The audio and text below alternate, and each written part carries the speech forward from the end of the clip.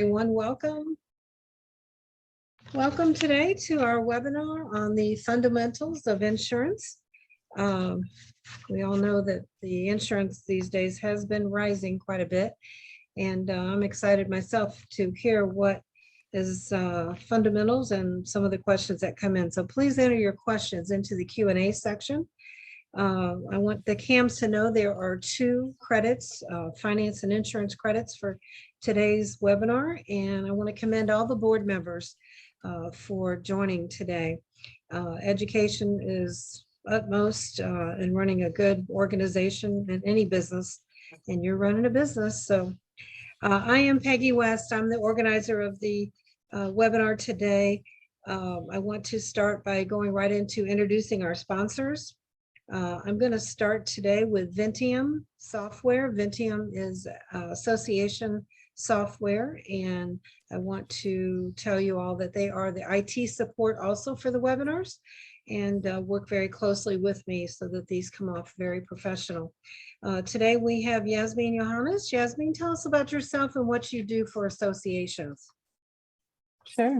Hi, everyone. Thank you, Peggy. My name is Yasmin. I'm the marketing manager here at Vinteum. Vinteum software has been in the market for 10 years now.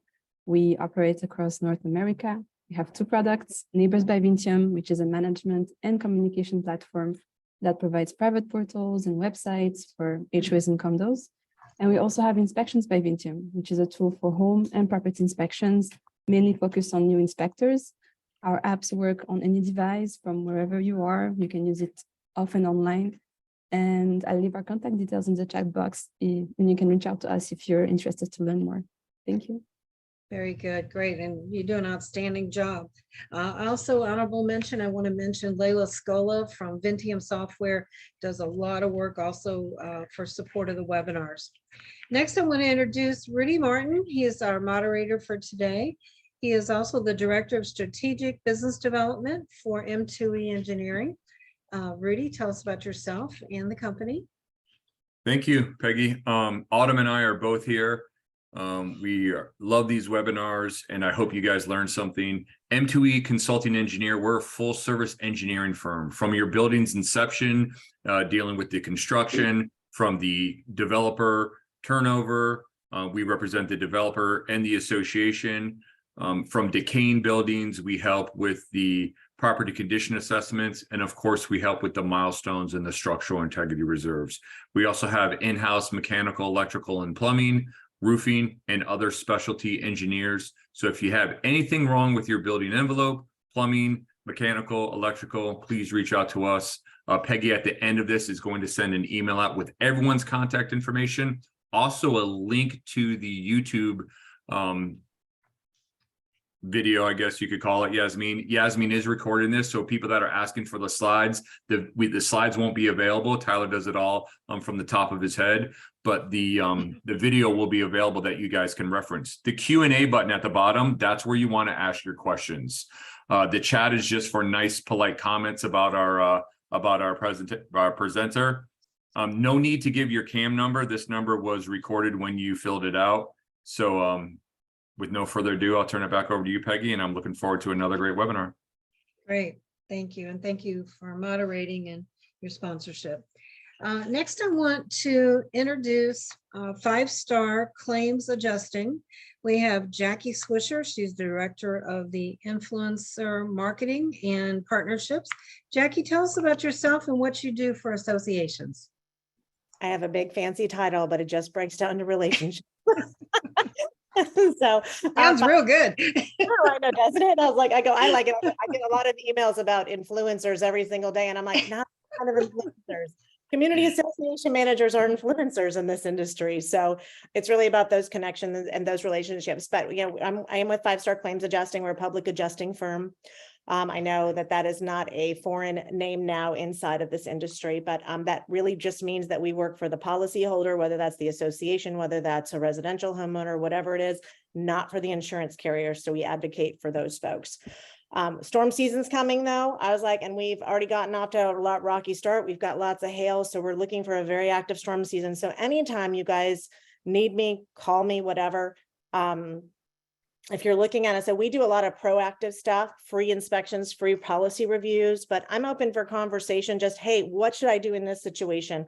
I will always answer the phone, but I have lots of information I'll share since you're getting ready to get piled on with a bunch of insurance information. And so we know how to handle those things, but I'll send out an email in the next 24 to 48 hours. But even if you just have a question, I'm available. So thank you for having us, and we're happy to be sponsoring today.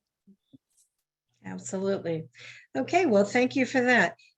Next, I want to introduce DHN attorneys, and would like for you to tell us about yourself and the company. Hi, my name is Don Nguyen. Thank you all for inviting us to sponsor to this webinar.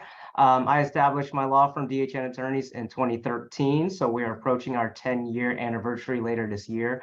I'm a graduate of Vanderbilt Law School in 2007. I've been representing community associations now for almost 16 years, somehow. DHN Attorneys is a preeminent AV-rated law firm based in Orlando. We've been consistently ranked for the past decade as one of the Orlando Business Journal's top real estate law firms. We really try and bring the personal touch and remove a lot of the traditional boundaries between the clients and attorneys. What that means to me is that we are immediately accessible. No scheduling an appointment weeks in advance just to have a 5-minute call with your lawyer. Our staff is trained to communicate effectively by focusing on translating into kind of layman's terms, limiting use of abbreviations and legalese on our status reports, really focusing on listening to our clients' problems instead of sort of like talking over them and dictating solutions. Ideally, what we'd like to do is remove a lot of the anxiety that we feel that clients feel working with law firms, because it doesn't have to be a negative experience. We represent roughly 200 community associations now throughout Central Florida, from St. John's all the way to Hillsborough counties and everything in between. Collections, covenant enforcement, contract review, document review, amendments, MARTA, bankruptcy, eminent domain, even dissolution of associations. Anything an association might face, we've seen. So I'm being joined here today with our new Director of Client Development, who helped me kind of coordinate this. So I'll turn this over to Mallory real quick. That's all right. Thank you, Don. Like Don said, my name is Mallory Yartel. I'm the Director of Client Development for DHN Attorneys. If any of what Don said sounds like something you need or you want to hear more about, just email me. It's my first name, so Mallory@dhnattorneys.com. And I know Peggy had said everybody's information would be shared at the end there, so look out for that. We're also very active on LinkedIn and Instagram if you just want to have other ways to keep up with us. So that's a great way to do it. So thank you guys for having us. Great, thank you. And thank you for all your work and efforts. I was going to say honorable mention, but I know that you do quite a bit there. So thanks for your sponsorship, Don, as well. Next, I want to introduce Eastbrook Construction and Consulting. Is anyone on from Eastbrook today? Or Autumn, would you like to say a few words about their company? I don't know anything about them myself.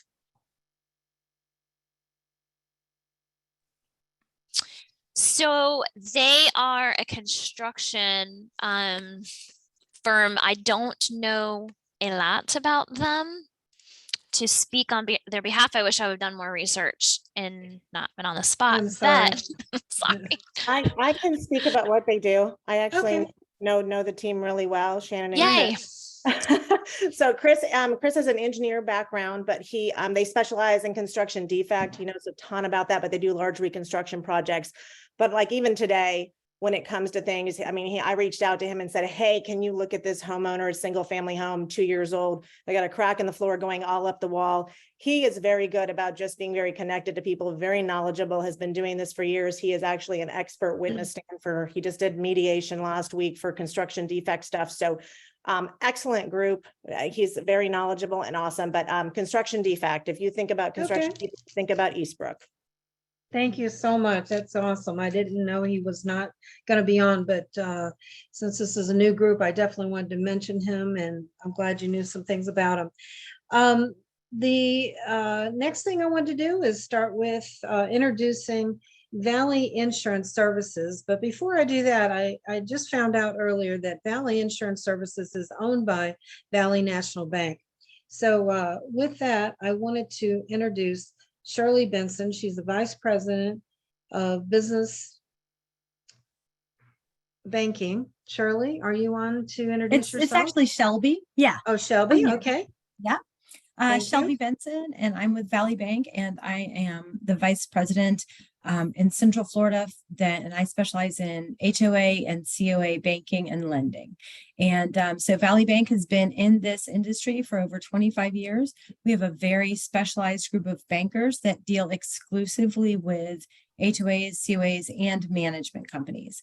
I'm proud to be on that group, and we work very closely with Tyler with Valley Insurance Services as well. Very good. And don't you have a special software for associations as well?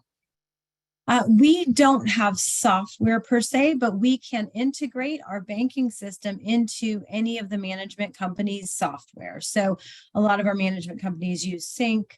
Some of them use, Vantica, Tops, any of the different accounting softwares.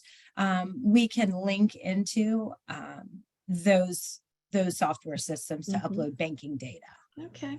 I know a little bit about that because I worked with a management company that had Sync, and it was real-time banking, and they loved it. Associations just love it. So welcome and thank you, Shelby. I appreciate that. And with that, we're going to start introduction of Tyler Spaedt. He's the insurance advisor at Valley Insurance Services. Tyler is a UCF graduate and an exclusive association insurance specialist for the past 8 years. So he is again presenting 2 hours of CE credits for finance and insurance. And with that, let's talk about the fundamentals of association insurance. Tyler. All right, let's do it. Well, thank you guys for the introduction. Truly appreciate it. My name is Tyler Spaedt. I've been doing nothing but associations for the last 8 years. So I'm on borderline of insanity, but I'm still here alive and kicking, and here to talk about the fundamentals of association insurance. So really the goal of this call is, one, is to educate the board members and other, fellow members of this community on basically how to provide their associations with a better insurance renewal, what to look for, what's going on in the market, why are we paying for this, what are we paying for, etc. Secondary goal is to really educate on the importance. And funny enough, I was actually just speaking on a panel with Misha, who's the owner of M2E, and I saw Rudy there, and we actually met in person there. But the main 3 things that we're seeing in this market that revolve around insurance are engineering, banking, and insurance are the 3 main topics right now. So I might ask you some questions, Rudy, when we get into it, if you are ready for that. I don't want to catch you off guard, but it is an important topic, so it has to be talked about. So let's start in the beginning. First of all, we're Valley Insurance Services, a subsidiary of Valley National Bank. So the benefit of this for me is, and what we tell our customers, essentially, no one really cares about the bank or the association more than the bank, the people that live there. So our goal is really to partner and to find out what risk association have, what insurance pains they're going through, and provide basically the best solution based on our expertise in the market. So let's talk about the famous Florida insurance market, since I'm the most hated man in Florida right now with these insurance rates. So why are we at the point that we're at? So believe it or not, a lot of associations are still dealing with Hurricane Irma claims, right? 2017, almost 6+ years ago, associations are still dealing with those claims. When you look at these carriers, a lot of people have the famous comment of saying, well, we're in Florida, but all these things are happening in other places, or we're in North Carolina. Why are we getting affected by these rates? Well, the bottom line is really that all these carriers are national, right? So when something happens, just because they have X amount of exposure in Florida, because they're in other places too, they get affected on a national level. Now, Florida, Texas, Georgia, most of the coastal states are receiving the worst impact as far as insurance rates right now. But I can promise you, if you ask around, whether it's somebody's homeowner's insurance, auto insurance, commercial insurance, all rates are going up. To give an example, right, last year, there was over 30 named storms. We blew through the normal alphabet and went all the way through to the Greek alphabet. Carriers existing in the marketplace because of this, in the last 2 years alone, we've lost 7 carriers on the property side, just on commercial, and we've lost over 7 carriers on the liability side. So as you can imagine, those 7 carriers had a lot of capacity that they were filling. Now that those carriers are gone, other carriers have to step up to the plate and take on the risk that they didn't want to insure before. So really what we have in this market is a capacity issue. Our whole goal is to try to make Florida a more appealing state for carriers to come back in, because no one wants to write insurance in Florida right now, unless they're doing it for a significant premium. So really what we need is to make this state more appealing for carriers to come back in, because if you look at an average building now, and we could give an example, let's say it's a 1980s fire resistant building near the coast, about 2 miles. There's probably only 1 or 2 carriers that are willing to write that type of building. And what ends up happening is you'll create a layered program where multiple carriers will split the risk of insuring this association, condominium, homeowners association, whatever the risk is. But this is how bad the market has gotten, that a lot of carriers can't even insure things that are past 20 million in replacement cost value. So let's talk about carrier appetites, because that's the most important. The biggest issue that we are seeing right now as far as carrier appetites is replacement cost price per square foot. 9 out of 10 associations are underinsured right now. So you have an association, let's say, that's paying, $100,000 a year. Their replacement cost is around $80 a square foot, and they have joisted masonry construction, concrete building with a wood truss roof. The carrier now is saying, okay, here's what we're going to do. Not only are we going to give you a rate increase based on limited capacity and all the other factors in the market, we're also going to make you bump up your values from $80 to $120 a square foot. So now you have 2 things that are conflicting, right? You have the rates that are going up 40 to 50%, and then you have the values that are going up 40 to 50%. Guess what? Now you have a 100% increase because the association was undervalued before. So really, when you're about 3-4 months out from the renewal, you want to ask your agent all these questions, or we're happy to review of, what is my carrier doing in the marketplace? You have other condominiums that are similar to mine. What was this carrier doing on this property as far as the renewal? Second is really, what is our replacement cost per square foot? In the past, and it's sad to say, but a lot of appraisers played the game of bringing in lower evaluations to these associations. If I save you 10% on the evaluation of your building, these appraisals per statute 718 last 3 years. So if I save you 10%, that's going to be 10% for 3 years, right? I just saved you 30% on your insurance costs by lowering the appraisal value. Now, because everyone did that on the past, we're so skewed from reality to what our actual appraisal replacement cost value is per square foot, that we're playing a massive game of catch up where appraisals are supposed to only go up 4 to 6% every 3 years. Now we're seeing them go 30, 40% because the values are just so low that it's not realistic for someone to rebuild a fire resistant building for under $150 or $200 a square foot. And I think a lot of it too, especially with what Rudy's doing in the engineer work, once the engineer is getting in there and giving these, structural integrity reserve studies and all these programs, you truly see how much it is to repair and to fix a condo. Replacement cost is a whole nother animal. I mean, it's become, increased cost of construction, limited products available as far as equipment. So it is a very tough market right now. Like I said, to a huge capacity issue. What you're going to see with a lot of your associations is they're going to start being quoted with Citizens insurance. And the problem with Citizens right now is they're so delayed that if you don't submit all the documentation within 30 to 40 days, you're more than likely probably not going to get a renewal from them. And your next best option for some of these communities that haven't either updated the roofs, done their 40-year, done the 50-year, whatever it may be, your best next option is probably going to be finding out how much insurance you can afford. So I'll give you an example. We have a community that is a 1985 garden style, so individual buildings. They did not fix their roofs. So their roofs are original year built. Nobody wanted to insure the property. They are now paying $200,000 for $1 million worth of insurance. It's $20 million in replacement costs to insure it properly.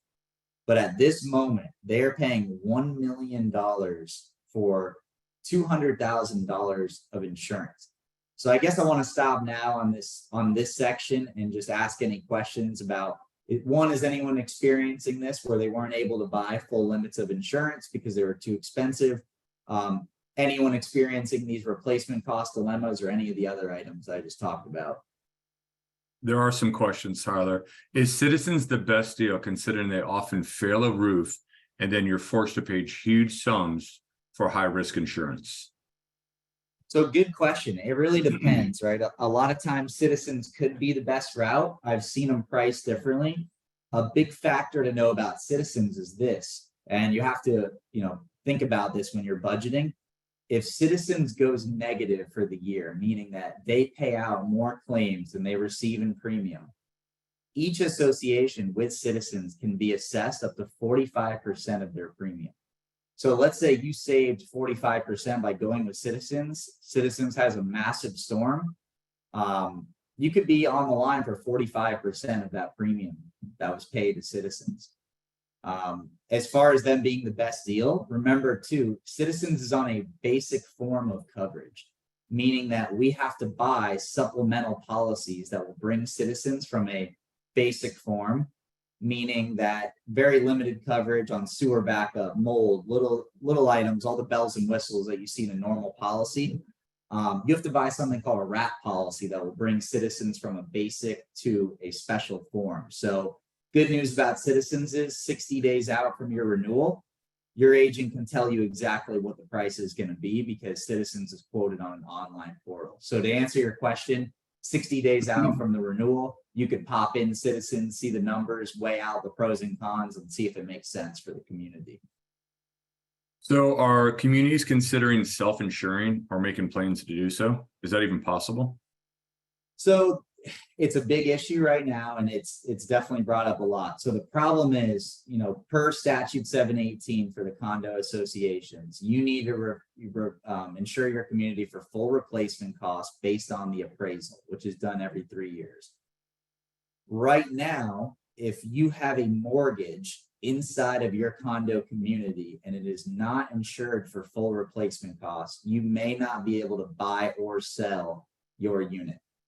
So the short answer, I guess, is this, is we have associations that are not fully insured, that the banks have not picked up, that they only have $1 million in wind coverage.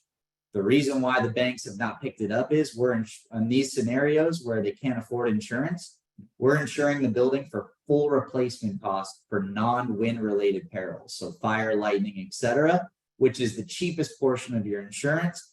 And then we're insuring them for as much as they can afford on the wind. So in some communities, right, they are not able to buy wind insurance. They're technically in violation of statute 718, but these are unprecedented times. We have to do what we can. So shouldn't a reserve study or a structural integrity reserve study, which is the reserve study that's mandated to save funds for certain elements like roofs, shouldn't the study provide replacement costs and useful life for board consideration before engaging in the insurance company? This is a question from Bruce. I'll jump in on this one. And tell me if I'm wrong, Tyler. I don't think the insurance companies care what we say. They're going to, we went out to roofs that were 20 years old and we said, this roof looks great. It's got 6 more years on it. And the insurance company said, we don't care. We're stroking with a broad brush. If your roof is over 20 years old, 15 years old, whatever they decide is their mechanism, they say, you need to get a new roof. Right. Do you find that true? So yeah, so there's recent legislation that was passed where basically if your roof is older than 15 years old, you're able to have someone come out there and look at the roof and see if there's more life expectancy. I find what you just said both true on one, replacement cost. So we'll have an appraisal done. The appraisal was done for $110 a square foot. Carrier will come back and say, nope, we're not doing it for under 130 a square foot. The benefit of at least doing a new appraisal and having that argument is you have at least a leg to stand on with proof when you go to the carrier and you ask for a lower evaluation. Sometimes they will consider it if the appraisal was done recently because you have that evidence, you have a licensed appraiser signifying that this is the valuation. If you don't have that, it's going to be a lot harder argument with these carriers on that fact.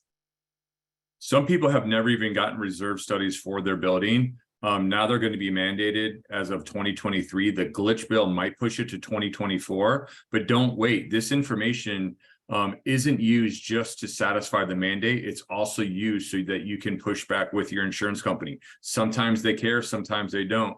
But we've heard from some disgruntled people that we said that their roof is fine or that we gave a cost of their roof and the insurance companies don't accept either. They come up with their own number and they have their own data and they have their own risk tolerance. So they're the one writing the policy and so you're beholden to them. And another thing too is make sure you stay in contact with the engineer company. Because I'll tell you this right now, I have multiple accounts that they will not even issue a quote on until the 40 or 50 year inspection is shown to them. And not only this, so I have an association right now that did the 40 year about 14 years ago. Every word on there that said must be done, must be done, must be done. The carrier will not release a quote until they provide evidence from 13, 14 years ago that every single major complaint on that 40-year inspection was completed. So what if citizens roof, they judge a roof as bad, and then the association decides to replace the roof?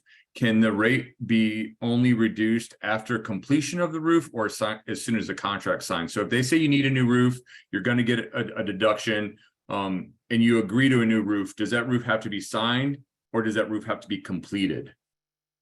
So really, you won't get the credit. And Citizens has what we call an FBC credit. So if the roof is Florida Building Code equivalent, they will give a credit. Let's say you bind the policy now and the roof isn't done till November. They might give you a small prorated credit for now having FBC equivalent roofs. But a lot of times Citizens will not write buildings that are under construction. So if you have concrete restoration, roofing that's not almost 90% complete or more, Citizens won't usually even write the coverage. Now, a suggestion for those of you who live in garden style where it's individual buildings, sometimes in some scenarios, if let's say you have 15 buildings on your property, 2 of the roofs are bad. Sometimes with Citizens, we'll take those 2 roofs off the policy, either find another carrier or just pray something doesn't happen to them, and Citizens will still be able to write it. My thought on that is it's better to insure 80% of the community than 0% of the community. Hey, are you going to discuss the programs by property insurance companies that combine their coverages for a large condo community, joint coverages? I think you've been doing that. Are you going to go into that a little bit more deep? It sounds like you're laying out a bunch of different policies. It's not like an auto policy where you just get one policy and that's it. It looks like you sometimes have to be extremely creative and kind of layer different policies on top of one another. Yeah, so we could talk about that right now, unless there's any other questions. That's my next section. So it's up to you. So there's one more. Does Citizens require certain percentage of owner residents in a condo for underwriting P&C coverage? Yeah, so you can't have too many short-term rentals. It's based on a percentage. So you can't have too many short-term rentals with Citizens, and majority of the units have to be owner-occupied for Citizens. I hate this one right here. Jeff, I apologize in advance. So we had a roof coating completed that offered a 15-year warranty in 2019. The insurance companies, included Citizens, won't recognize the coating. Do you want to handle that one or do you want me to? No, I'll start with it. So unfortunately, that is and it's horrible too, because us working with the bank, I'll get a call that's like, Tyler, you don't understand. I just recoated the roof last year. The problem with the recoding is it doesn't pull a permit for the roof. What they're looking for is a mitigation report that shows the permit number of the roof and that the roof has been updated. So although recoding the roof is great for the integrity of the building, gives the roof a little bit more life, it is not recognized by the insurance companies. They see it as just putting a nice piece of roof over an old roofing system. Right. So you have a 15-year warranty on a roof, but there's a lot of different tests that need to be done on it. The members, the tie downs, we do an uplift test. So that roof might be coated and it might not have water penetrating the roof, but if a wind comes, is that roof able to stay attached to the building, or is it going to come off the building? If it does, then you have a 15-year warranty on a roof that's literally on the ground of your building. It's a very misleading practice out there. The roof coatings we like to see on commercial warehouse type buildings, airport hangars, things of that nature, they can buy time. But Jeff, you might want to get your legal team involved. And sorry. Let's move on. We got a bunch of questions, but Sure. So we'll go to the next session. We'll just talk about the property insurance and kind of what carriers are doing and how they're doing it. So there's two types of carriers in this market. There's admitted carrier, which means they're backed by the state and the rates and prices have to be approved by the state. Then you have the excess and surplus market, which we call the Wild West, and that is the Lloyd's of Londons of the world. So really the difference is with the excess and surplus markets, and I'm sure a lot of you are seeing it, is that they can basically dictate their own coverages and premiums. So in a hard market like this, what happens is coverages go down, prices go up. So the whole thing is this, right? The carriers wouldn't exclude the coverages if they knew they weren't important, right? So if you have a carrier excluding, they're limiting the water damage, they're doing all this stuff, they know that these are claims that have cost them in the past, and there's a reason why they're taking away the coverage. A lot of what you'll see right now is some carriers only doing a 10% deductible. The association only allows for a 5%, so then you have to go and buy a wind deductible buyback, which is not cheap. It is a pretty penny. So when looking at risk, right, for every type of building, and if someone does associations like I do every day, you can call me on the phone and say, Tyler, here's the building that we have. What do you think? I could tell you within 5 minutes what the carriers are that are going to write this building. And really it comes down to construction type, location, updates, roof. If it's an older building, has the 40-year been done? Has the 50-year been done? When they go and do an inspection, is there any spalling, cracking in the concrete? All these things are going to play a factor in which carriers are going to write the exposure. So you have two types of scenarios right now. You have one where, and we're just talking about property, this isn't for anything else, but you have one scenario where the insurance carrier assumes the whole entire risk. So your association is $20 million in replacement costs. One carrier writes the entire thing. You have another scenario when we start getting higher limits, 40, 50, 60, 70 million in total insured value, where one carrier cannot assume that much capacity, right? We have a capacity issue in the market. So when your agent is going out to quote and they're getting quotes from these carriers, think in mind that they're reserving that capacity, right? There's not much capacity left. They're reserving 70, 80 million to try to find you these limits. On these type of programs, you have something called a layered program. And the layered programs, as you can imagine, are multiple carriers that are sharing the risk. So the most expensive and hardest layer to find is usually the first $5 million of insurance, because that is usually the first carrier who's going to get hit with the claim. They are the first ones in line to be summoned to pay the claim. And most claims that we see don't really go over that $2 to $5 million threshold unless it's a severe hurricane, category 5, etc., flooding. So really what you want to do is make sure that they're structuring the program in a way where, one, it's still cost effective, and two, you are structured with A-rated carriers that have strong financial stability, because in this market, carriers can go away so quickly, and when they leave, you know, who knows if there's a big claim when you're going to get your money back, right? It has to go through the state's backing. So always make sure that you're represented by A-rated, AM Best A-rated. You'll see a lot of times Demo Tech A-rated. That's fine most of the time, but really what you're looking for is the financial stability of the actual carrier. So I guess, what is insurance and what is the goal? The goal of insurance is to really bring you whole again. And with these communities, right, it's not like it used to be when it comes to putting in claims. You really want to make sure that this claim is worth it before you put it in, because these claims stay on your loss history for 5 years.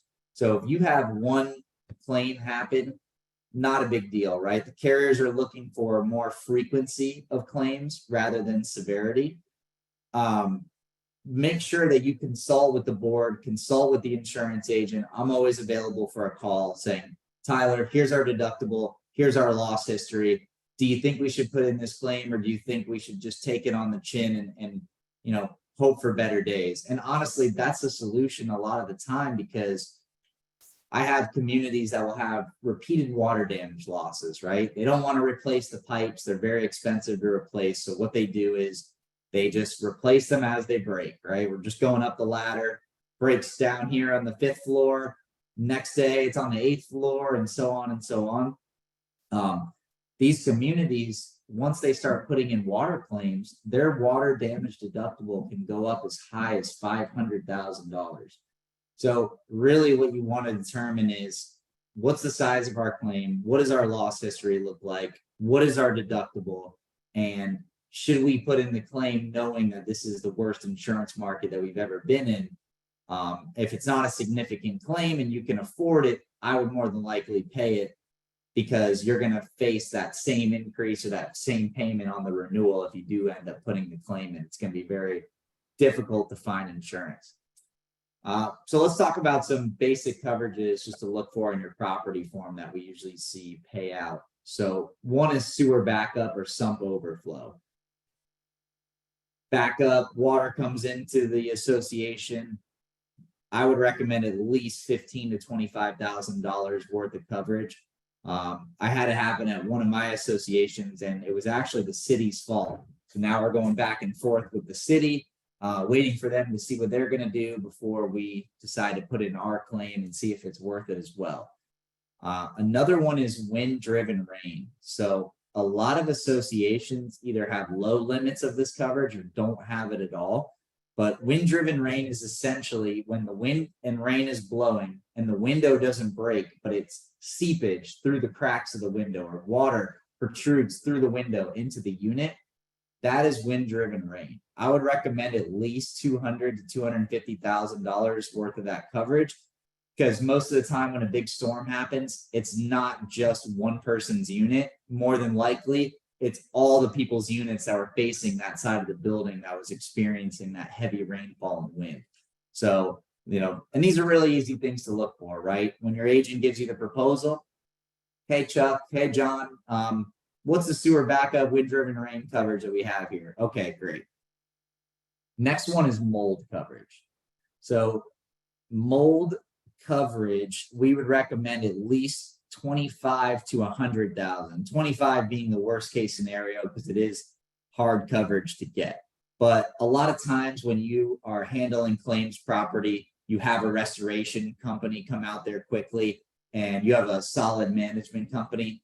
Most of the times you don't have to worry about mold damage. It's usually when people aren't taking care of the building, they aren't reporting the claims, they are doing things on their own. They see this happen in some self-managed communities where they don't have, you know, the horsepower to do something like this. So I would recommend, you know, probably retract my statement. I'd recommend at least 50,000 worth of mold coverage because it doesn't happen often, but when you do have a claim, it is a good amount. So next is exclusions. So exclusions are very easily found. They're normally found on the 7th or 8th page of a policy, and it's basically written like an index where you could see what exclusions you have. And once you see the exclusions that you have, you can literally hit Control Find on your keyboard through the policy and just go to that actual exclusion and read it.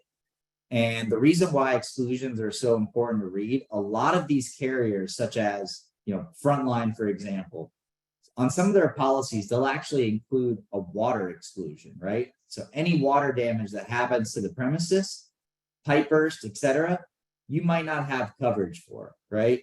I'm trying to think of other big property exclusions that we're seeing now. Another big exclusion is ordinance or law.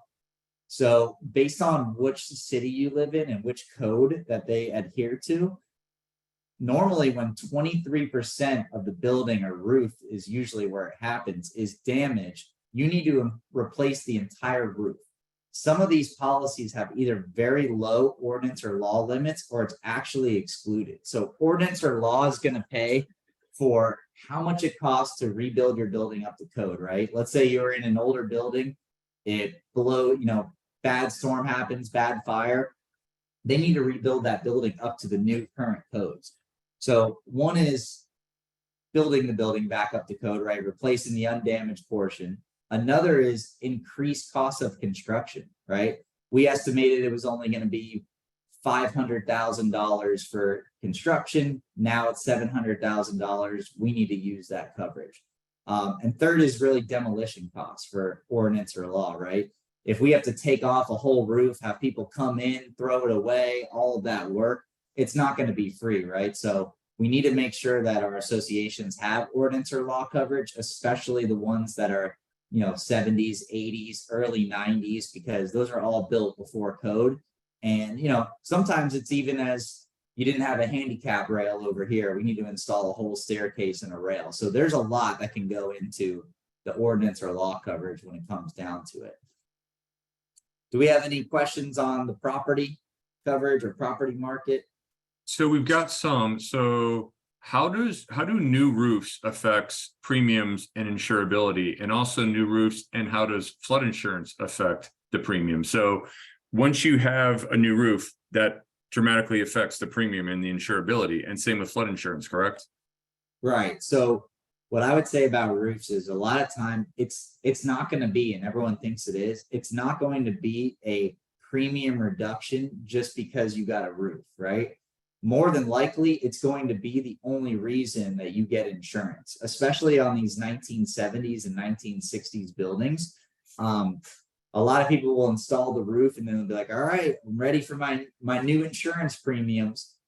Really only Citizens is going to give a credit for that. The other carriers in this marketplace, that roof may be the only reason that they actually write the coverage. So we're in an interesting market right now where insurance carriers don't want to write coverage at all. They just want to do it for the right price if they're going to have to do it. So it's very monopolistic. And as someone who doesn't work for the carrier, right, I work for the customer, I don't really like these insurance carriers, like, just to be transparent with everyone, because right, I understand that they're catching up and there's lost time that we're dealing with, but the rates that some of these condos are receiving are just egregious. I can't even look people in the face sometimes and say, oh, hey, we budgeted you for 80%, but it's actually going to be 100%. It's actually going to be 110%. It's just gotten so out of control. Can you rephrase the flood question? I didn't understand that. So how does flood insurance affect the premiums? That actually doesn't make sense. He just asked about kind of flood insurance. I've got a really interesting one here regarding wind coverage. So regarding wind coverage requirements, what are the risks for not having full replacement cost coverage for board members? Is there any previous cases where the board was held liable for not providing full coverage? Here's a little background. There are two associations part of one resort, one community. So one association is insuring at much less than the appraised value replacement cost, where the other is insuring the wind coverage for full replacement costs. This leaves the owners confused. So what are the wind coverage requirements? Has anyone ever been held liable for not covering the full amount? And And that was some background. Those are basically the two questions right there. Was anyone ever So- held liable for not insuring enough? Yeah, so essentially, there really isn't too much coverage for failure to procure insurance, as from a board's perspective. So during these troubled times, a lot of the problem is that the wind limits that are available are so expensive that the association simply can't afford them. So what you do with the board is you're presented a bunch of different layers, like we talked about. You're presented a bunch of different layers of insurance, and you decide as a board and association together, how much insurance can we afford? What limit are we comfortable with? And, what is our probable maximum loss we think is going to happen to the association? So the problem is that you can be held liable for not procuring proper insurance. But if someone was really going to look into it, in my opinion, the proper insurance wasn't available, or it was way too much where it wasn't even affordable in the first place. A lot of responsibility on board members. A Is lot there of any responsibility action? on board members. Is there any action being taken for capital relief? We went from 125,000 to 550,000. Is there any mechanism? Is there any state funding? Is there any, relief grants, anything out there to help with the rising in costs? People can't afford it. No, and they can. The problem is we're at a perfect storm right now. Everyone's fully funding their reserves. Most associations, 7 out of 10 of my associations, if I took just a small group of them, are doing construction, whether it's concrete restoration, new roof, aesthetics. Almost everyone's doing construction. So you have fully funding reserves, all this construction, now insurance costs through the roof. I just don't see how it's sustainable. And, not to get off topic, but even commercial properties, right? A lot of these commercial properties, like the shopping plazas you see along the street, those are triple net leases. So these insurance increases are going right to, Joe's ice cream shop's rent. So it's not just associations that are being affected. It's the whole entire South Florida property market that is in dismay. And the problem for us, everyone thinks, oh, you guys are doing great because more premium, more commission. But really, it's not true, because we're having to spend 5, 6, 7 times the amount of work on one situation versus walking into a board meeting and saying, guys, awesome, we saved you 10%, see you again next year. So we're hoping that there is something in sight, but the problem is that the recent legislation that was passed between tort reform and some of these other laws that are going through, they're going to take time to fester, right? They're going to take time to really provide an impact. So we're guessing at our agency, and what we've been telling people is within 12 to 18 months, we're going to have to start seeing a relief of some premium, because it's not sustainable for anybody in this market. What's more important, wind or flood insurance? Or does it matter? Does it, if the insurance carrier says both? Because I think Citizens says you have to carry both, right?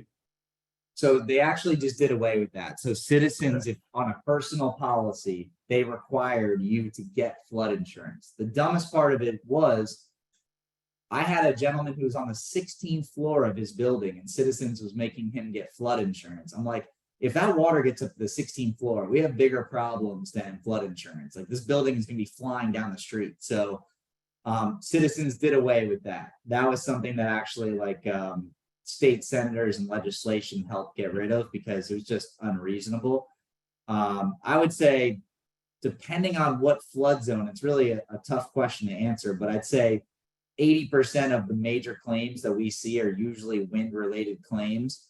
Flood insurance is easy to obtain. There's no problem obtaining flood insurance in this market. So flood insurance is a guarantee that you're going to be able to get the renewal for. And a lot of you are probably experiencing decreases in your flood insurance. They actually just changed it. So, and the banks are not caught up with this yet, to be transparent. They've actually just switched over flood to the risk rating system 2.0. Now, the difference in this risk rating system 2.0 is it's not classified by flood zone anymore. They take a building, how the water flows through, elevation, all that stuff, and they give an individual rate to a building. The banks are still using the flood zone, and I think that will eventually cross paths. This happened, I think, April of last year. So, give or take 12, 13 months, but we have seen some major decreases in flood insurance premium from this risk rating system 2.0. But I'd say the flood So is did very they easy change to the obtain. maps? So did they actually change the flood zones in the maps? Because that So was the a maps, question. the maps still exist. It's just when you're getting rated for flood insurance by the insurance companies, they're doing it on an individual property basis. Okay. Instead of just saying, oh, he's in a, X zone, this is the premium.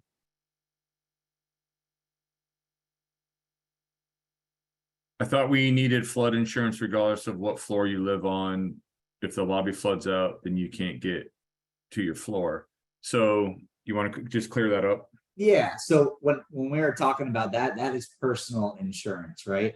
The association, if they are not in an X flood zone, typically needs their own flood insurance. So that flood insurance would be for the association, where you might not need it for your individual unit.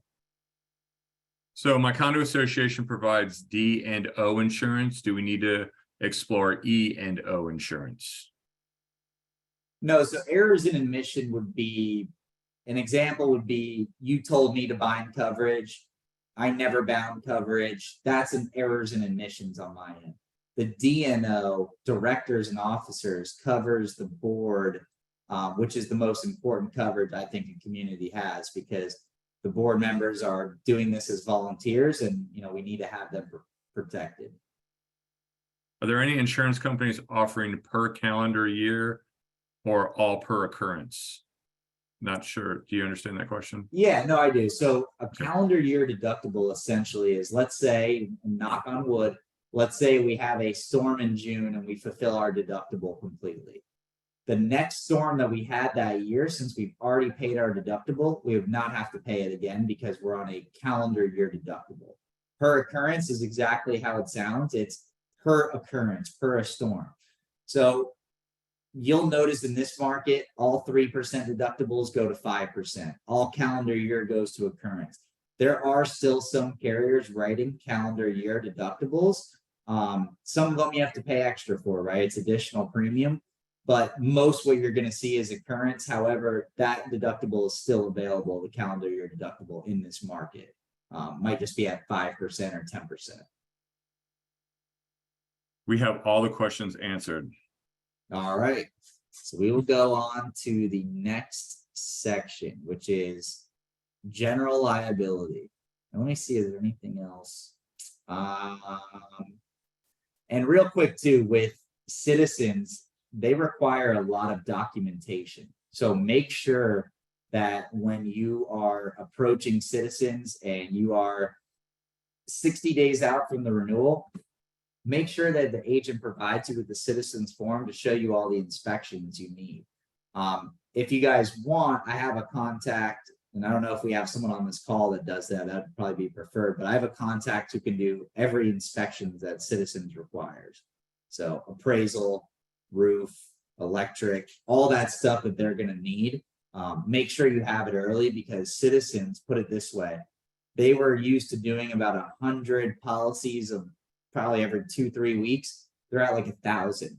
There is so many submissions going in now that these underwriters can't even answer the phone. They call you back between 3 and 5 p.m., even if you call them at 8 a.m. So get in front of citizens. It is an absolute bloodbath right now. There's only about 20 or 30 underwriters handling more volume than they've ever seen. So make sure that you are up and early with citizens. And if you have questions about whether your community will qualify for citizens or not, please let me know. I'm more than happy to help on something like that. All right. So let's go to general liability. And essentially, your general liability coverage covers you for any bodily injury or property damage from a third party that the association is found negligent for. Key word is negligent, right? A lot of these scenarios, I don't think it should be them negligent, because there is not much that they could do. But once the lawyers grab a hold of this, there's a lot of negligence that is being portrayed at these associations. So what to look for: your general liability policy typically provides $1 million per occurrence and $2 million aggregate, meaning per each claim, the max that they'll pay out is $1 million. And for the year, the max that they'll pay out is $2 million. Now, we'll get into it in a later section, but if you have umbrella coverage or excess, it goes over the liability and provides additional limits, but these are the original limits before they're exhausted. So let's talk about some exclusions or coverages that we're looking to see. One is, as soon as somebody comes on to your property, you want to check their certificate of insurance to make sure they have active general liability insurance, active workers' comp insurance, and I think that you should check for at least $1 million umbrella. However, it's up to your management company and association what they feel comfortable with. But make sure that the general liability is covered by anyone who's coming on the premises. And I'll give you a perfect example. So I had a large contractor working on a building, 16-story building in Boca, and they left a hole in the side of the building and it rained very hard that night. So water gets into the building, drips down 13 floors, and everyone's like, oh, it's a property claim, Tyler. I'm like, no, it's actually not. So because the contractor was found negligent for property damage on this association, we actually went after the contractor's general liability policy and they paid for all of that property damage. So it's key whenever someone comes on the premises, make sure you're routinely checking their certificates of insurance, because if they don't have it and the company dissolves, you're going to be chasing your money longer than you want to. We want to make sure that it comes quicker. Any questions so far? And then is there a percentage break where rates will increase or decrease based on the number or percentage of short-term rentals to the total? Like, where's the breaking point? If we have 5% short-term rentals, do we get a break? If we have 90%, do they get dinged? Do they look at it that way? How do they look at it?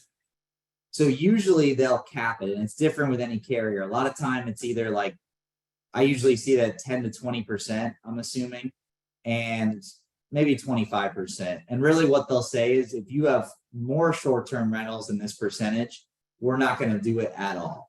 There's no additional premium for short-term rentals. The issue is finding a carrier who's willing to accept an association that does short-term rentals.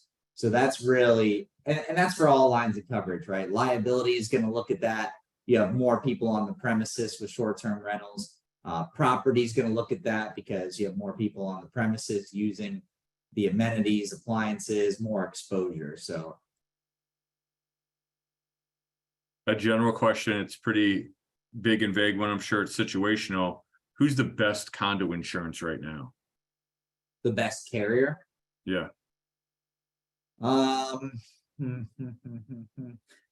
It's really hard to say. I would say, as far as predictability, I would say American Coastal or Amherst.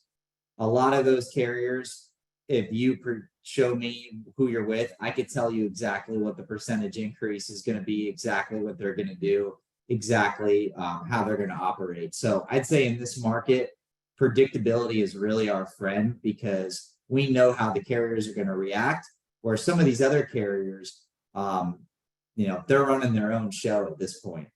You could study insurance or do insurance as long as you want. Nothing's going to prepare you for what these carriers are doing. I mean, pulling quotes at the last minute, putting in crazy deductibles, increasing prices 150, 100. I had a 500% increase the other day. I couldn't even believe it. We prepared them for 200%, which I thought was outrageous. They ended up coming in at 500% increase, which is just incredible. I mean, I just feel bad for these communities. Honestly, it's terrible. Sure, we'll provide a video recording of that, and also reach out to Tyler. I think he can help you. It's just unfortunate, and I want to say that we're very empathetic. We weren't very happy with the milestone. We thought it got pushed through really quick. We already had a very successful practice. We feel for some of the people who can't afford the insurance premiums, the new construction costs, the new mandates for engineering work. it's almost a, and then with inflation, it's almost a triple or quadruple whammy to some of these properties. What happens when somebody isn't insurable? Has that ever happened? Yeah, no, it happens all the time. So they're not insurable. No one will write the wind insurance. So what they do is they go and find full limits of non-wind coverage. I have an association with that right now. We made them, sign all these waivers, but they only have coverage for fire and lightning. There's no wind coverage available in the market until they either fix the community or just demolish it and find somewhere else to go, as sad as it sounds. How many units is that building approximately? About 32. Okay, and so the building's in disarray and they have to pay to fix it because the insurance company looked at the building and said, there's no way we're going to insure this. Yeah, Or so insurance an companies. older roof, there's some spalding and cracking in the concrete where they probably need to, and we'll talk offline because I'm sure that they could use your eye on this building. I'm not but- interested. I'm just kidding. Yeah, and just the location too, right? South Miami Beach. Those locations, especially any of these buildings on a barrier island where water surrounds them completely. I mean, it's insane. I had a community where for $1 million of insurance, our record was 200,000, where we're like, that is unbelievable. This is the worst thing we have ever seen. $500,000 for $1 million of insurance on this community that we just quoted. So now the community has to decide how much insurance can we afford and what is our breaking point? Like, if we have a claim, what do we think is going to be the damage? So very difficult, very difficult. We got all the questions answered. If we want to jump to the next section, I'm Okay, sure yeah. as soon as you start talking, they pile in again. Sure. So Yeah. Yep. So let's talk about general liability exclusions, which are the most important right now. So the general liability policy is the most notorious for exclusions. And because 7 carriers left this market, the carriers that are left know what is going to cost them the most money, and that's why they're not covering it. So, for example, assault and battery is one of the biggest exclusions that you'll see. I had a community where there was an assault and battery claim. There was a shooting on the premises by, believe it or not, people that didn't even live at the community. Their liability insurance paid out $1 million, and then the umbrella came over and paid out an additional $450,000. So $1.4 million of claim expense for a shooting on the premises that wasn't even involving any of the unit owners. And you know why they said it was? Because they didn't have a gate, and they didn't have adequate lighting, and they didn't have security cameras. That was their 3 reasons why the claim was paid out. So look out for exclusions. Another big one is an animal exclusion. So we actually had a property where a homeless man's dog bit someone on the premises. It ended up being a $25,000 claim. I don't think the dog had rabies or anything like that, but I think just from the fear and, a few stitches and stuff like that, and kind of the psychological aspect, I think that's why the claim ended up getting so high. And a lot of times now is like these carriers are going to try to settle a little bit quicker. So recently, tort reform has been a huge topic of discussion, basically limiting how much the lawyer can take from a case. So a lot of these claims we'll see where the carrier is just settling an amount because they know that sometimes, and maybe I'll talk with Don offline about this, but the lawyers might not be as hungry for these claims, knowing that they're not getting as big of a percentage as they were used to, where they might go and hire someone like Jackie, claims adjusting, where they only have to pay the adjuster 10% of the claim versus, 20, 30, 40% when it comes to the legal fees. Another big exclusion that we see, abuse and molestation. So we had a community where there was bad lighting, bad cameras. This happened at 2 a.m, and unfortunately there was a rape, and the community was held liable for abuse and molestation because they did not have adequate lighting and proper channels, and the carrier and the property and lawyers think that the situation could have been avoided. So how does a property protect themselves? Is there a consultant that can kind of go around your property and look for all of these latent pains? Yeah, I mean, we do that for a lot of our communities, but I'm sure there's a consultant that you can hire. I would say the biggest and most underrated tool that communities don't utilize are, and believe it or not, are signs. So the market has gotten so bad. I actually had an umbrella carrier refuse to bind coverage until I went to this community and took a picture of every no swimming sign around their lake. So signs are a huge factor, especially in these golf course communities, right? You know where the sidewalk ends and the golf cart crosses and a car can come across? Well, a lot of them just have stop signs. Even saying golf cart crossing, or, you know, getting cameras or just getting the proper lighting, those little tiny things, although they're not going to prevent every claim, those are going to be very impactful during a litigation or a lawsuit, because they could see that the community was vigilant. They were warning people about, you know, the dangers that could potentially exist. Mind blowing. Yeah, it is mind blowing. I got a question for Don. I don't know if he's around. If a board decides to underinsure, is a vote of the membership required? When Don pops on, we'll ask that question again, because I think that's more of a legal question, unless you know, Tyler. Well, I'll be honest, most of my boards essentially will make the decision. And then when we have the final board meeting, they're basically just updating some of the unit owners on what route they're going to choose, and just tell them what the reality is and the cost. I'm not a lawyer, but from my experience, it's really based on your docs, and 9 out of 10 times, it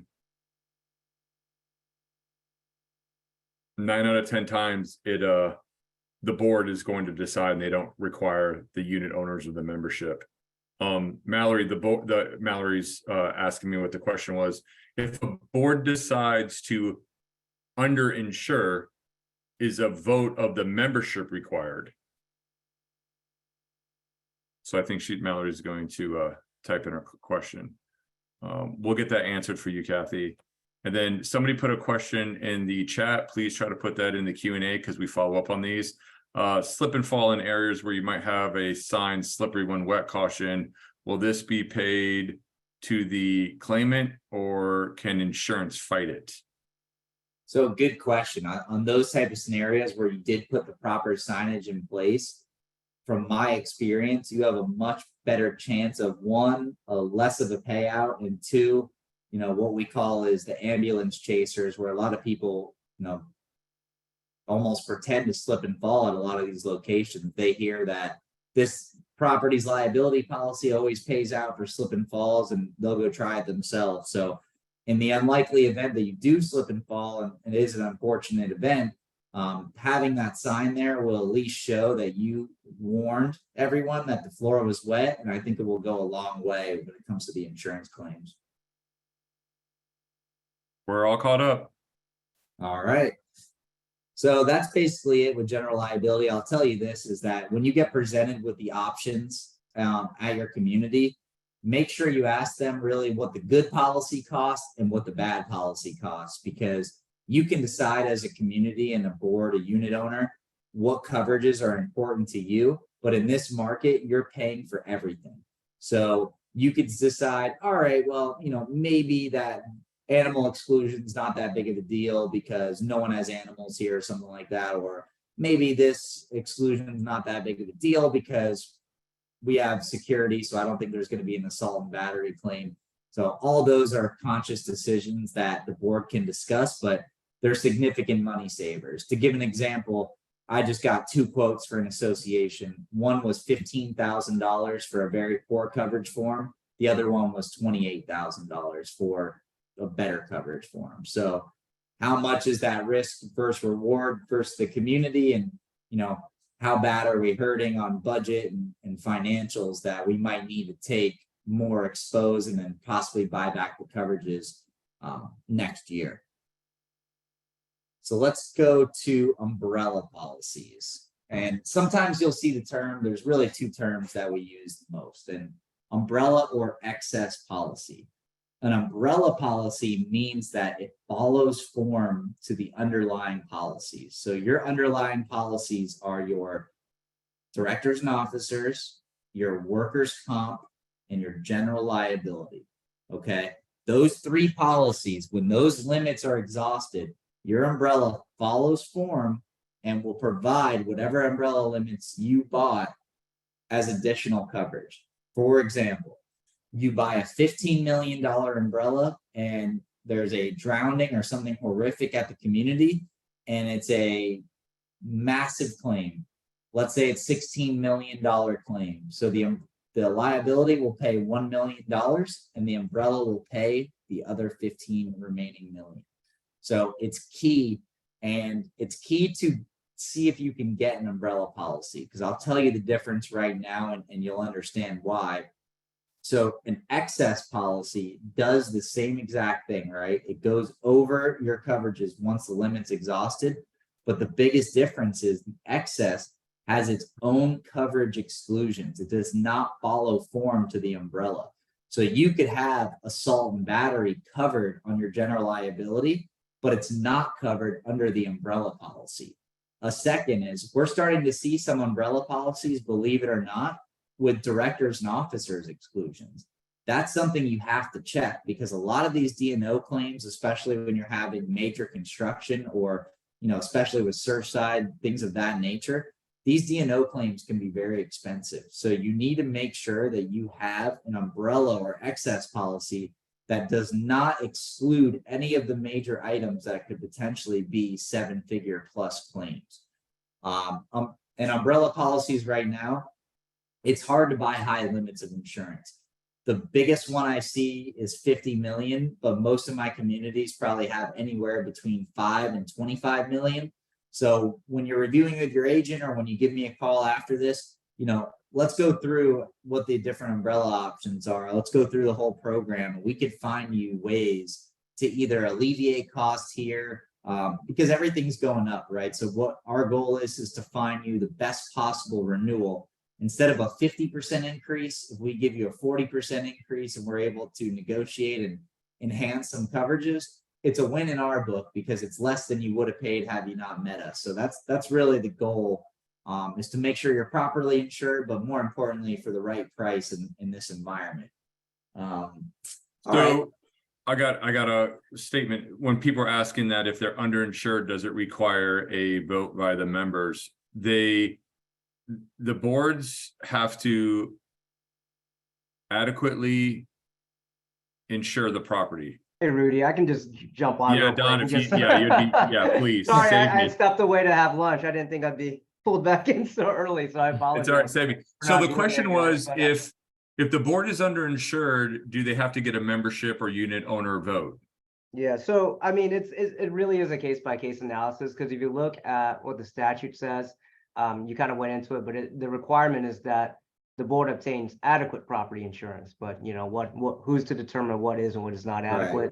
And you read on later in the statute, it talks about the board after turnover, their standard is to use their best efforts, right? So that's why it's really important to really look at it at a case-by-case basis, because the declarations for the associations, and I'm assuming we're primarily talking about condominiums here, because that's where it's going to be really a big deal. Yeah. The declarations are going to have much more detail, or they should have much more detail about what your insurance requirements are, what your minimum levels are, what you need to, what components and everything you need to insure. So it's kind of hard to make a sweeping statement because statute gives some guidance, but not too much. But I would definitely encourage everyone to look at their declaration before making that decision.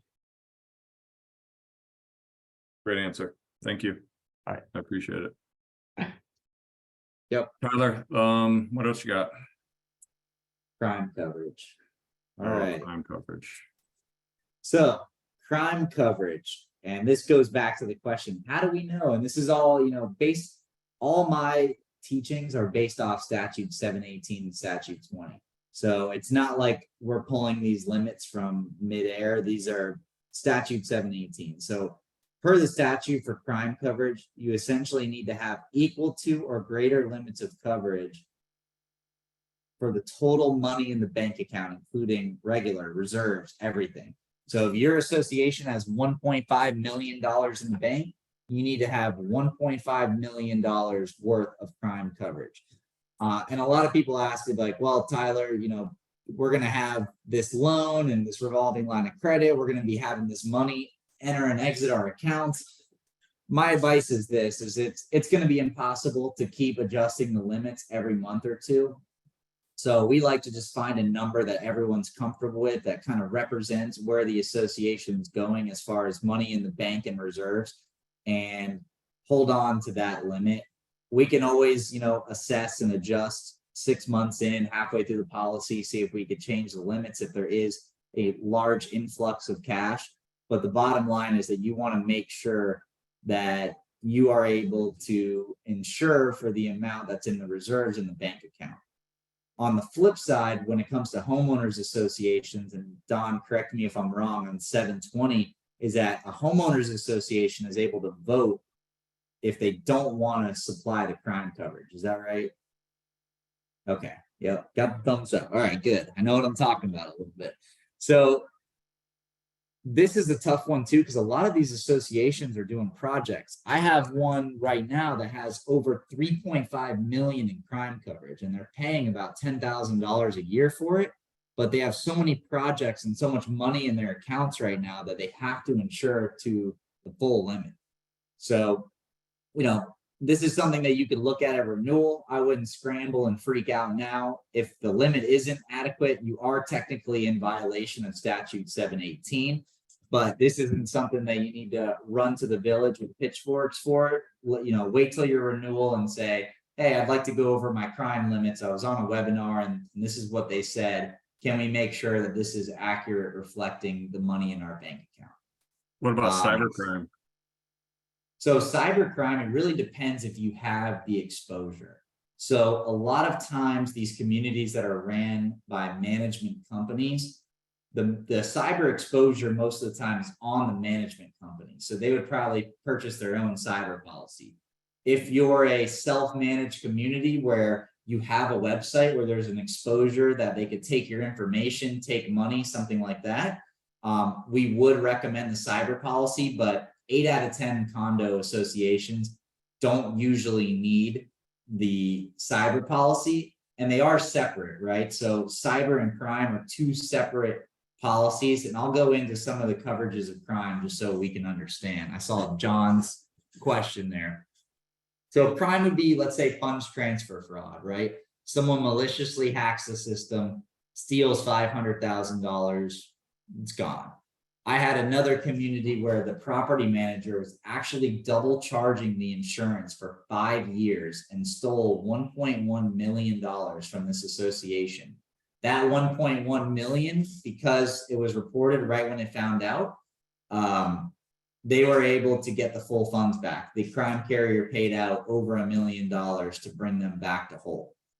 Now, another newer coverage that we're starting to see some exposure to is called social engineering. This is actually a very interesting one.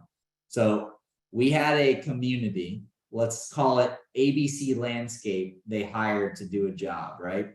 I'm a criminal, I'm peeking through my windows, I got my little criminal binoculars on, and I see ABC Landscaping, and I know that my association hired them. They sent out an email earlier in the week saying, we're going to be having this landscape company come out and do work if you have any questions, right? So I send a fake invoice to the property management company pretending to be ABC Landscape. They pay the invoice thinking, they're like, well, we did just hire them. A week later, they get the real invoice and realize they paid the wrong one. That's social engineering. So a little different than funds transfer fraud, where it's a malicious hack.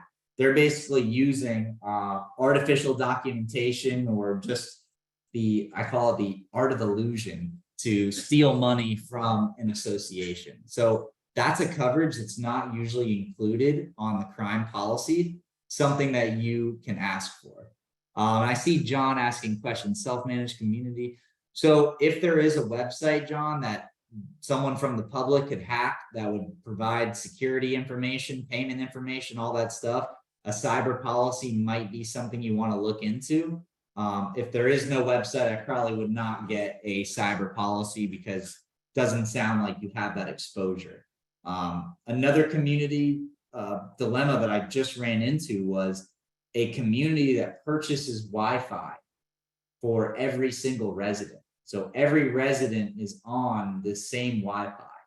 That is something that I would probably purchase cyber for, because if everyone's on the same Wi-Fi network with all those IP addresses, it could be problematic. You don't want your Amazon shopping to have 100 packages not show up at your house. So I would definitely look into a cyber policy.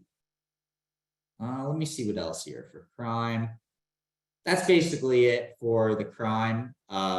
You know, liquid assets are probably the greatest risk. I would, you know, in this day and age, most of our stuff is kept digital, insured FDIC, but some associations are still liquid in cash, which, you know, it happens. It's a little mind blowing, but I would say that you want to go more digital than anything because it's traceable and, you know, you can get your money back if it's gone. All right. Do we have any more questions for that, for crime? I just Okay. want to interject. You have about 10 minutes. Oh, okay. I'll speed it up. And we were worried I wouldn't go long enough, Peggy. What Well, that's happened? till 1:30. Oh, yeah. Okay. All right. So I'll speed it up a little bit. So directors and officers, right? This is one of the most important coverages for the board members here. Directors and officers coverage carries with you for longer than you think. What does he mean by that? You look at Surfside, right? Statute of repose is probably, I think it's around 10 years, if I'm not mistaken. If you were on a board and made a decision 5 or 6 years ago, you can get pulled back into a litigation for something that you made 6 years ago.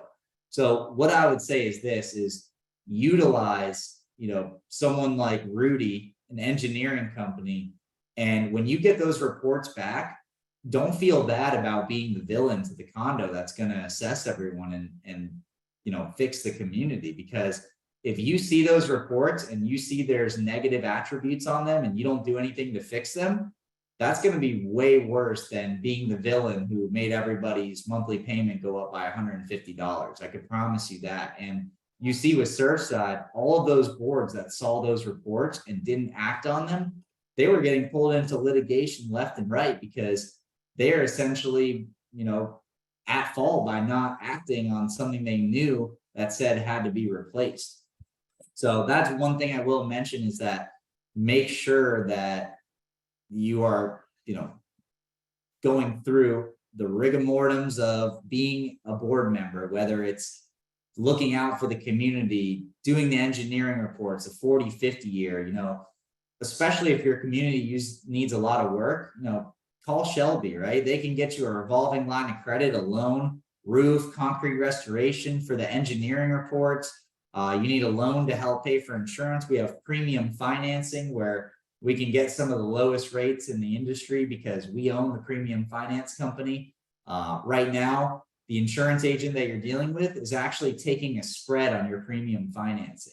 So they're getting it for a certain amount and selling it back to you for a higher amount as additional source of revenue. We don't do that. We just, you know, give it to you for what we get it for as a flat rate. Let's see. Other things with directors and officers is this policy is written a little bit different than others, right? It's on a claims made form versus occurrence. So what does that mean? When you go and fill out your directors and officers application, they ask you if there's any lawsuits or any things that you know about that could possibly happen to the community. If you check that box no, and there's evidence that there was, that claim is not going to be covered. So a claims made policy is essentially whatever carrier is on the risk now is the one that is going to pay the claim. Occurrence, which is on your general liability policy, is whatever carrier was on the risk at that time is the one who will pay.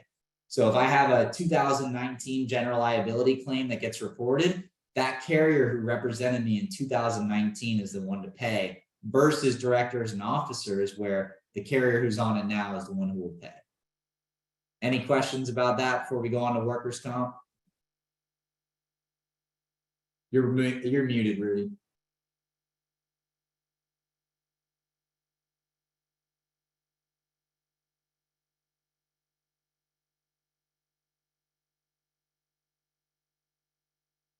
I was on mute, I'm sorry. There you go. If No a worries. director allegedly makes a defamatory statement or a libelous statement, can the HOA association itself be sued and will it be covered under the DNO? So more of like a legal question. I'd rather Yep. probably not step too close to that, but I will say that I don't know if I want to answer this one, but I think that the board can be held negligent for any of their actions. More time, it'll be that personal board member that's pursued. But if you were helping in that situation or you were in part of that process, you could be pulled into that litigation. I guess that's as far as we should venture into those waters. There's some signage question, and I'm sure this is situational. You know, do there need to be separate floors in the hallways and the signs? How does somebody make sure that they're clear on signage? Because there's been some signage questions. Sure, I think this is something that, you know, you could work with the insurance agent and the management company, right? The sign is not going to be the end all be all to prevent claims, but as long as they are placed enough where someone could be like, I did not see that, you know what I mean? That's probably where you want this, that's probably where you want the sign to be. And with the lake, right? The lake that I was talking about earlier, it's a big lake. They wanted at least 8 to 10 signs on each portion, each corner of the lake. So use your discretion on that. But I would say a rule of thumb is if someone says that, you know, they could possibly say that, oh, I didn't see this, then there's probably not enough. What about free Wi-Fi in the common area? They have a guest Wi-Fi in the common area. Should they be concerned? I would say that, you know, it is a risk offering that, of course, but as long as it's not every single resident and it's blasted throughout the whole association where everybody's on it. But there is a cyber risk there. So that would be up to you if you wanted, you know, to get a policy for something like that. No more questions at this time. All right. Peggy, how am I doing? Okay, I'll keep going. So workers' comp insurance, right? When someone hires a management company, they think, oh, well, I don't need workers' comp. The management company has workers' comp. Why would we buy it? So the reason why you purchase workers' comp is it's called an if any policy, and it's about $600 for the year. This if any policy essentially protects the association against any volunteers or board members. Perfect. I don't know why I have so many examples. I don't know if I'm unlucky or we just work with a lot of condos, but you have a board member hanging Christmas lights, they fall off and they hurt themselves. That is not a general liability claim because workers' comp is supposed to pay when you're doing something in the scope of the association. So because workers' comp is supposed to pay, general liability will not be covered. So this could be, there's an association party and we send Rudy to the store to get some milk and he gets hurt on the way to the store because he was doing work in the scope of the association. That would be workers' comp coverage. So this policy is crucial to have. It's only about $600 for the year, but just because you have a management company doesn't mean you don't need workers' comp. And two, for that, if any workers' comp, God forbid you have an uninsured contractor on the premises, this would actually provide some coverage. How we doing, Peggy? We advertised till 2. I was just trying to, Oh, okay. I was If like you- rushing through if this. you have more to go ahead. Yeah. No worries, no worries. I'll go for like 5 Thank or you. 10 more minutes. That's okay. Okay.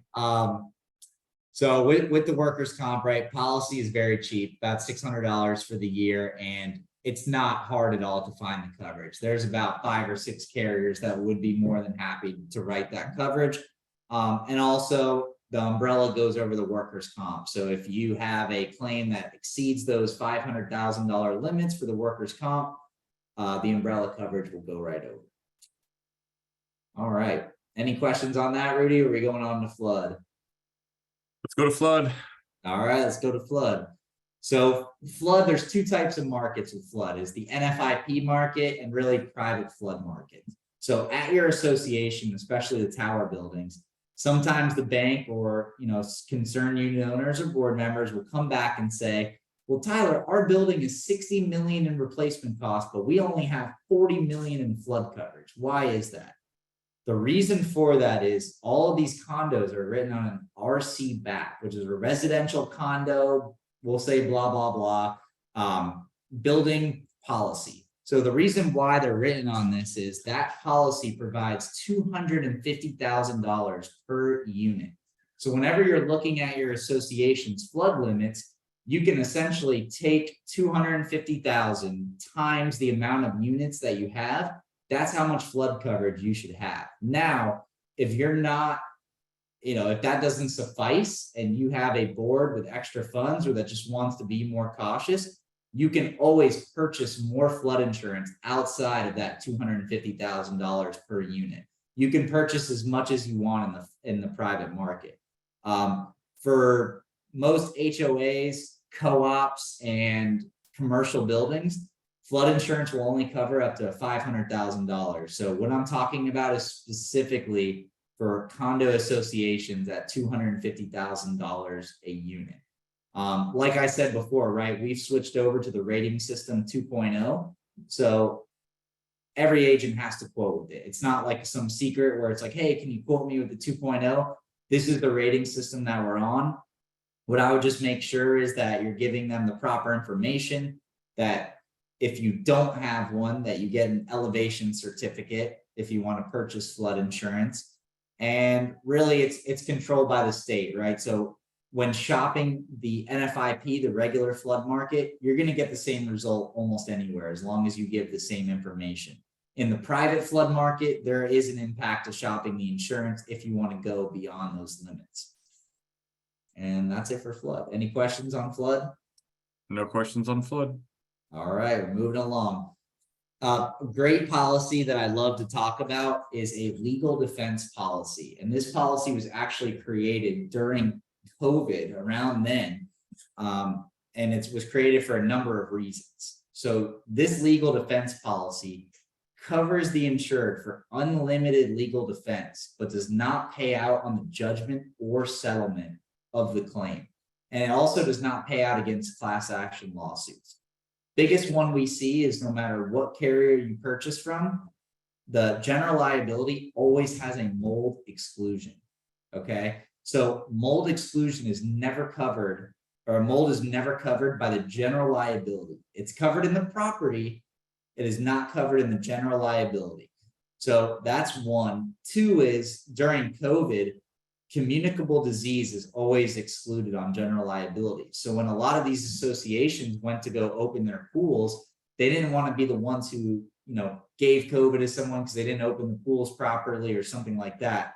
So this coverage, essentially, if you have exclusions that you cannot buy coverage for, assault and battery, abuse and molestation, etc., this coverage will pay unlimited legal defense. It just will not pay the judgment, settlement, or against class action lawsuits. Estimated price for 100 units, you're looking at probably $1,000 for the year for unlimited legal defense coverage. And it covers claims on the liability and directors and officers. So in my opinion, it's definitely worth it. We've already seen them pay out on a few claims, very financially stable carrier, definitely something to look into. There is two, there's Atlantic Mutual legal defense and there's bold legal liability. The bold legal liability is 1/3 of the price, but it's also 1/3 of the financial stability. I do not recommend the bold legal liability. There's a lot of words in the coverages that we're not too fond of. I recommend purchasing the Atlantic Mutual legal defense policy. All right. Any questions there? Nope. Is everyone just sleeping now that I'm an hour and 20 minutes in? Oh, man. All right. Let's move on to the glass policy. And I'm actually seeing a lot less of these glass policies. And what you'll notice is in a hard market, a lot of associations get rid of the glass policy and any extra expenses. They basically just go with the bare bones, the most limited coverage that they could possibly have. So the reason why the glass policy is amazing is that it goes around your hurricane deductible. For example, let's say you have a hurricane. The first thing to usually go is the trees and shrubs outside and the glass in the buildings and the roof. If your glass gets blown out, this policy will replace the glass for a $2,500 or $0 deductible. It does not go based off of the hurricane deductible, which you know is a large number when you start talking about bigger buildings, right? So this policy will actually go around the hurricane deductible and give you a $0 or $2,500 deductible for glass related claims only. And yes, they do impact glass. People always ask, they will do impact glass. It's just more premium. And they also do regular glass. So, and there's no real requirements. You just have to give them the amount of windows that are there and the info on the association, and they can pop out a quote pretty quickly.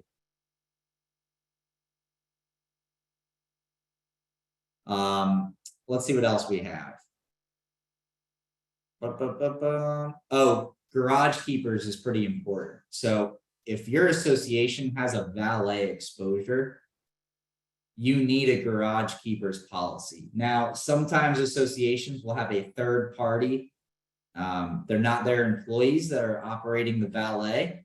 That's different, right? You still need to make sure that they have the adequate coverage, checking that certificate of insurance. But most of the time, if you have a third party valet company that is assuming the risk, then you won't need this policy. A lot of the condominiums in Miami that we have, they have their own employees working as the valet, so they would need a garage keepers policy. And just a plain simple advice, sounds very dumb, but I've literally had associations that keep right at the front desk, they keep a bowl with everyone's keys in there.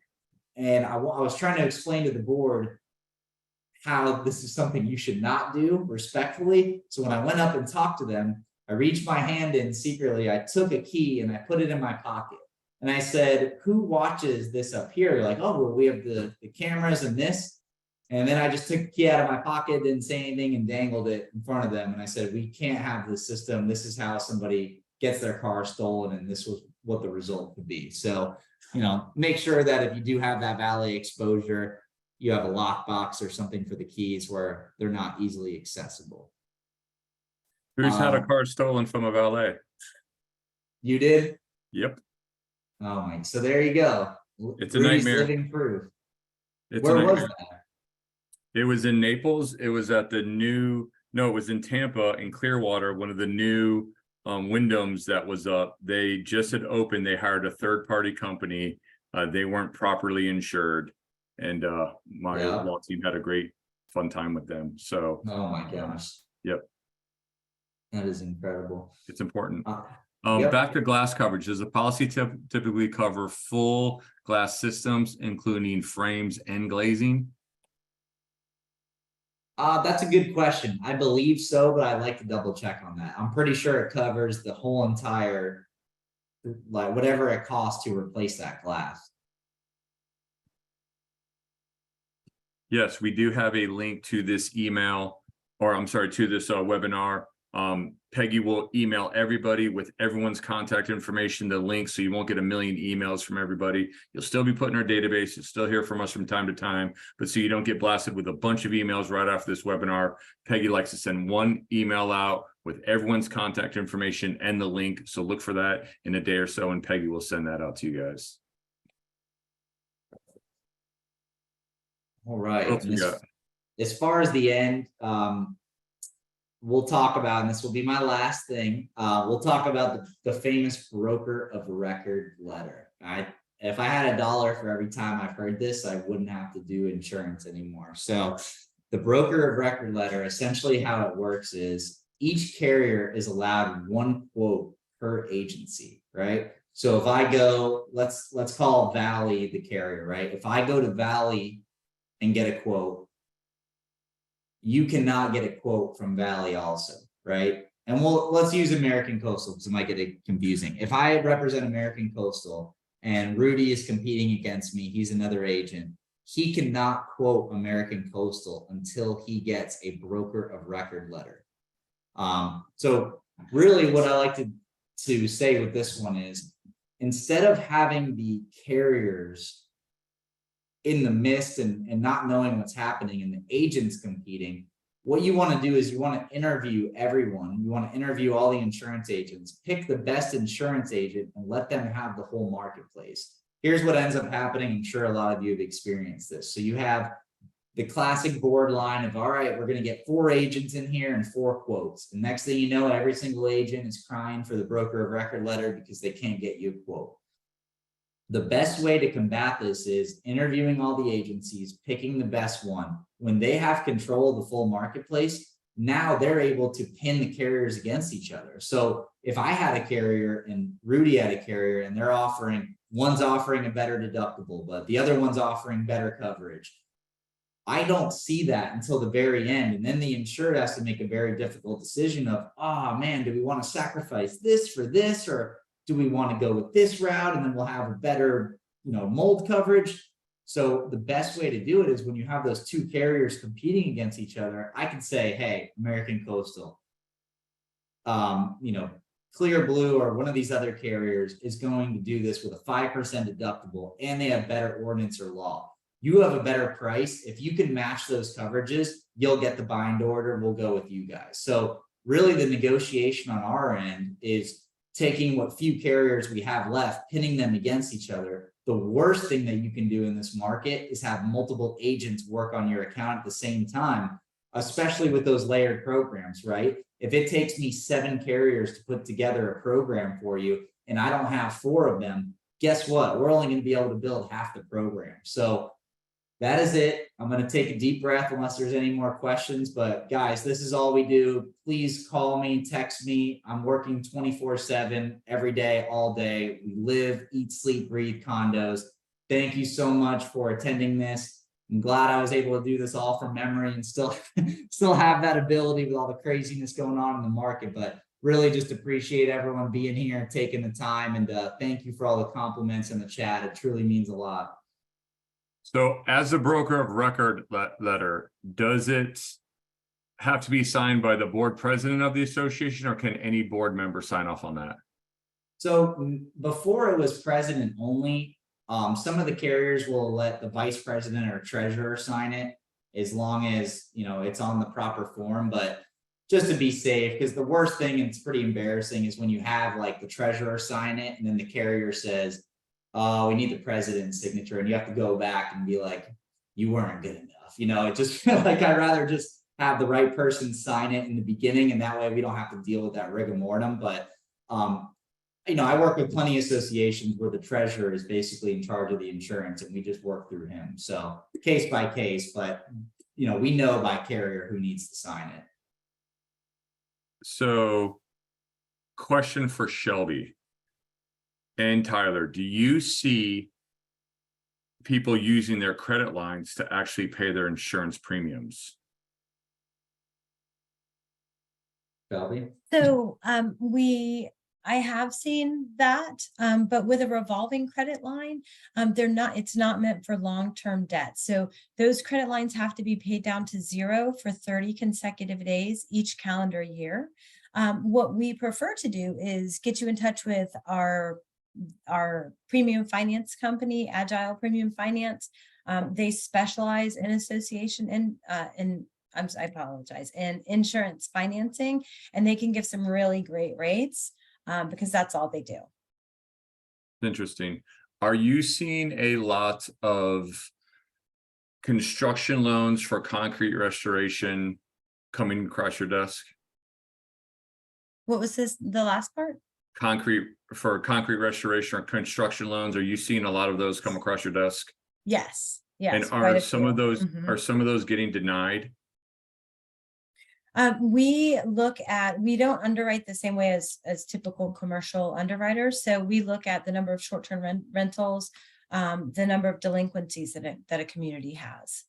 We also look at, sorry, go ahead. Yep. So this is going full circle, because usually we get called out for milestones or construction, but now more than ever, we're getting called out because people are saying, hey, we can't get insurance coverage till our building is fixed, right? So they can't get the building fixed until they get a loan. They can't get a loan because they can't get insured. And we're seeing that more and more of these buildings just not being prepared. I just want to know if Tyler and Shelby has kind of seen some of that.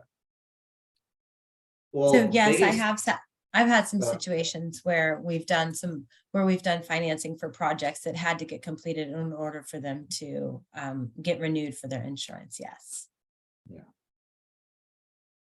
And we're pretty flexible at Valley. Like we can't do too much, but we're pretty flexible as far as, you know, deductibles and things of that nature when it comes to projects. But I would say, I mean, you could add into this, Shelby, that probably 7 out of 10 associations that call you are looking for a roof loan, right? To replace the roof.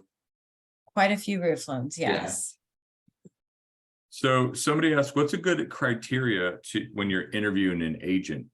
Tyler, do you have a list? Have you ever thought about preparing a list, maybe a checklist of the right questions people should be asking their agent? I would say, and this is kind of why I chose the niche, but I would say someone that specializes in this field. If you have someone that does general contractors, then the next day they're doing a manufacturer and all that, they're not in tune with the market as someone who's literally doing if your association is a 1980s fire resisted with a 2007 roof, I can tell you the 3 carriers that will write it because I just did it yesterday versus someone else who's kind of, so I would say that find someone who specializes in associations. And remember, we're a full service agency. So you guys have my number. We have access to every carrier. We can quote, we have our own premium finance company. So I would say just interview and make sure that this agent knows condo associations. And, you know, you could tell just by sitting with me for a little bit that it's almost overwhelming the amount of information that we have. So it's just picking the right person and making sure that they're a specialist in that field, I would say, is the key. I'm smiling because it's so true. And one of the issues with the milestone when they said an engineer or an architect can perform the phase ones, I don't believe wholeheartedly that an architect has the experience of building envelope.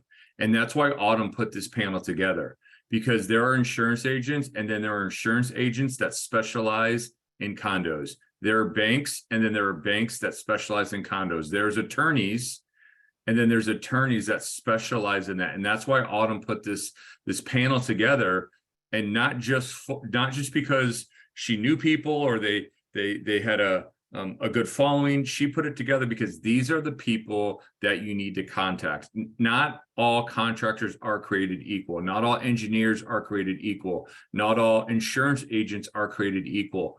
I think you can tell by the way Tyler talks that he's a specialist in condo. And instead of an insurance agency that might be writing some condo and some auto and some commercial, I think you want to talk to a specialist.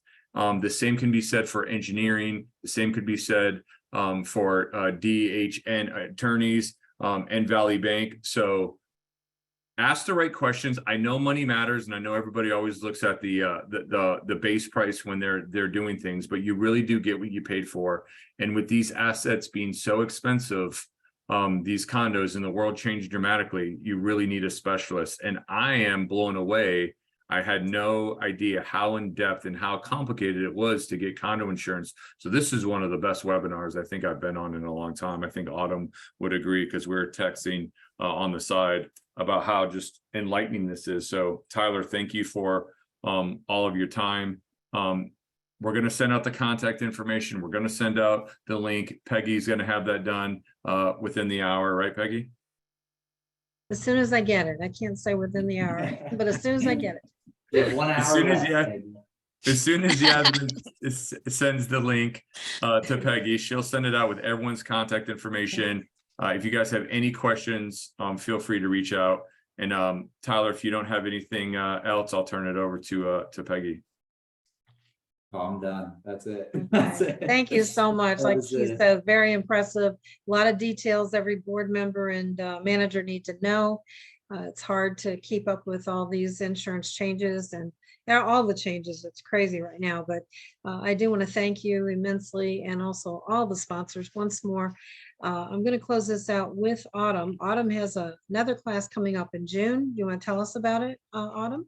Sure, but first I have to say Shelby helped a lot with setting up a lot of the sponsors that are on this call. So thank you, Shelby. So on June 27th, we are going to have a webinar with Kevin Downs from Ask an Adjuster. And it's just about insurance claims, hints, and tips. So it's a good one. I've seen it before. So awesome. Very good. Okay, great. And thank you for planning ahead. I do have one more webinar to mention. You will all be invited on June 14th. We're going to have City Quiet. They're going to speak on some hurricane tips regarding windows and doors. And right now, just have to save the dates. Everybody have a wonderful and safe holiday Memorial weekend. Thanks again, and we'll see you next time. Thank you, everybody. Thank you, Bye-bye. guys.